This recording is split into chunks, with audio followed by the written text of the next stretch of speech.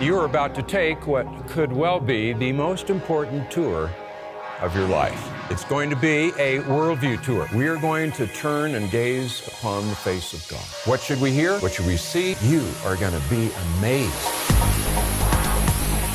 Why did Jesus come into the world? Do you know who Jesus is? Do you know?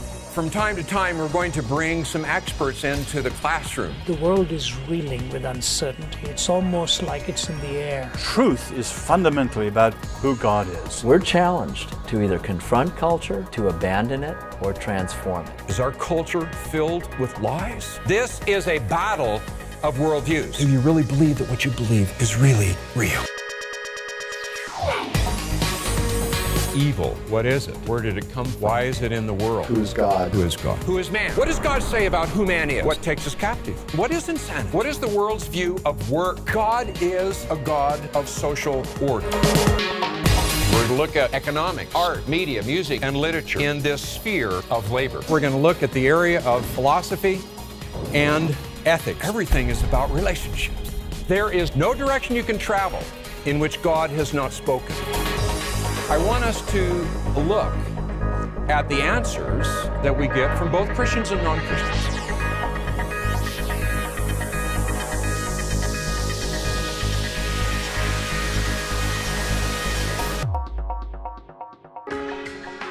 We get over 250,000 letters and phone calls at Focus every month.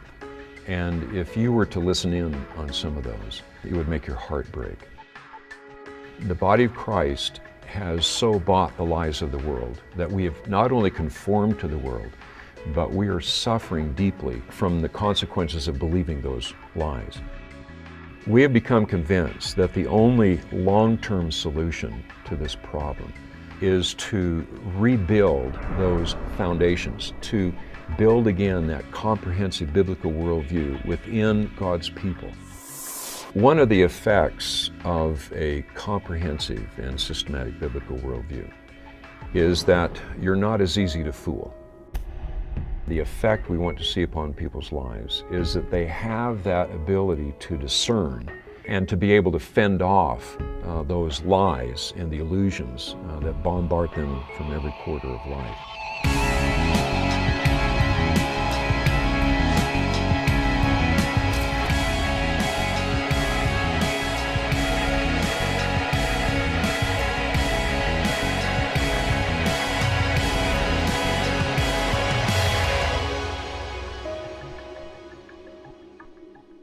So we are deeply concerned about taking part in an effort that will not just treat the symptoms, but will go to the root of this problem, which is a worldview problem.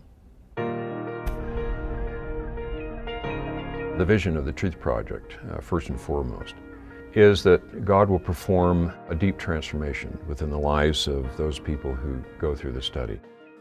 It's a transformation that will radically change the way they view the world and the way they live their life. It's a change that is permanent. It's not an emotional experience. How does it happen? Well, for sure we know that it doesn't happen because of anything we do. That kind of a transformation only occurs when God does His work within the heart and mind of an individual. And that is why this whole project is going to be resting on a platform of prayer, because we recognize that what we seek here doesn't simply come because we got a really neat product. It comes because of the work of God.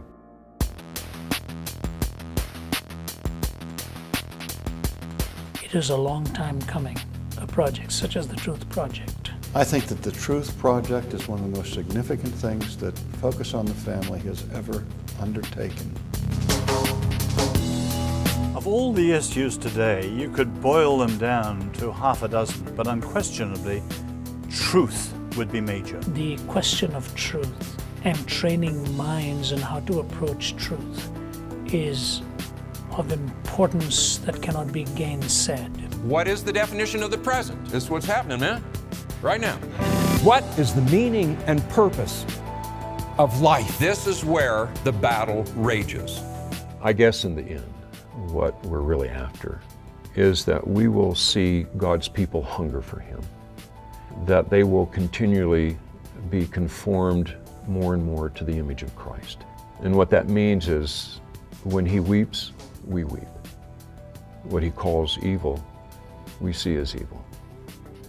What he calls glorious and good, we see as glorious and good.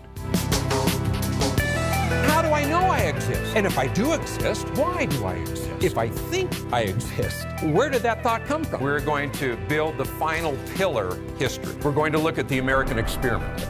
Intimacy, union, communion, fellowship, love. The God of the universe dwells within me? Wow.